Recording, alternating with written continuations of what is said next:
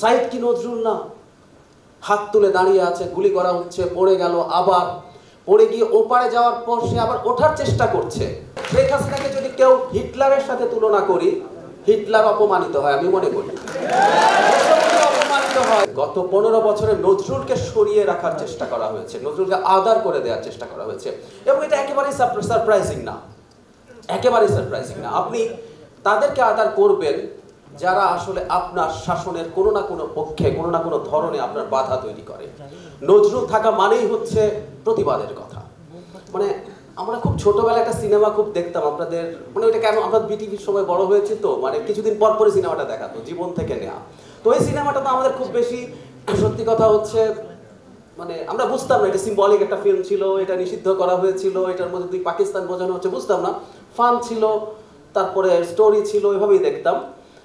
মানে ওখানেই কারার ওই লৌহ কপাট গানটা আছে, জেলের মধ্যে তারা গাইছেন, ধরুন এরকম একটা কারার ওই লৌহ কপাট গান পাচ্ছে ক্রমাগত একটা সোসাইটিতে বিভিন্ন জায়গায়।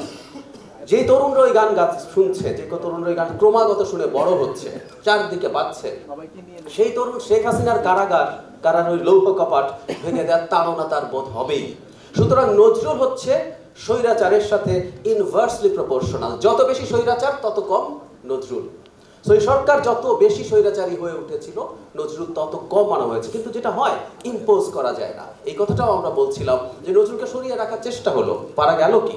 বরং প্রত্যেকে এক একজন নজরুল হয়ে গেল। শিবলি ভাই খুব চমৎকারভাবে প্রেজেন্ট করেছেন এবং বলেছেন প্রত্যেকে এক একজন নজরুল হয়েছেন। এই যে আমি মাহমুদুর রহমান ভাই আছেন এখানে, উনিও কি নজরুল হয়ে ওঠেননি? ওনার সেই রক্তাক্ত ছবি আমাদের মনে নাই? মনে আছে। উনি চর্চার হয়েছেন, আবার দাঁড়িয়েছেন, ওইভাবে কথা বলছেন, লড়াই করেছেন এবং এই লড়াইয়ে অন্যদেরকে অনুপ্রাণিত করেছেন। সুতরাং নজরুল কোনো না কোনো ফর্মে ফিরে আসে, বিভিন্ন ফর্মে ফিরে আসে। ওই যে শিবলি ভাই যে উক্তি ব্যবহার করলেন, একটাই বলে বাকিটি যায় না। সাইদ কি নজরুল না? হাত তুলে দাঁড়িয়ে আছে, গুলি করা হচ্ছে, পড়ে গেল, আবার পড়ে গিয়ে ওপারে যাওয়ার পর সে আবার ওঠার চেষ্টা করছে। সো আমরা এইভাবেই এক একজন নজরুল হয়ে উঠেছি এবং বলা বাহুল্য আমাদের ভেতরে এটা আছে। আমরা অন্তত বেড়ে উঠেছি, আমরা খুব সামান্য কিছুই হয়তো করেছি, কিন্তু তারপরও কেউ কেউ বলেন যে ভয় পাননি। কোনো একটা জায়গায় নজরুল আসলে সাহস জুগিয়ে গেছে, সাহস জুগিয়ে যায়। 14 থেকে 18 পর্যন্ত আওয়ামী লীগ সরকারকে ফ্যাসিবাদী বলা যেতেও পারে।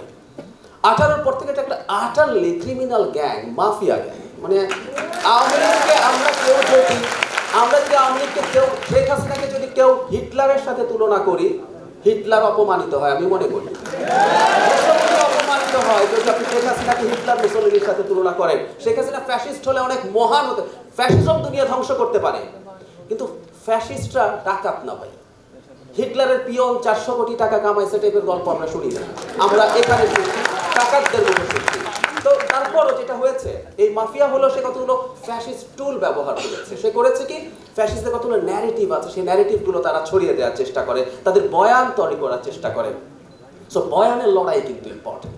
আমার মনে আছে 14 সালের ইলেকশনের আগে আমি এডুকেটেড মিডল ক্লাসকে বলতে শুনেছি, নির্বাচন যেমনই হোক যুদ্ধাপরাধের তো বিচারটা হওয়া দরকার। খেয়াল করুন, ন্যারেটিভ কিন্তু কানেক্ট করে।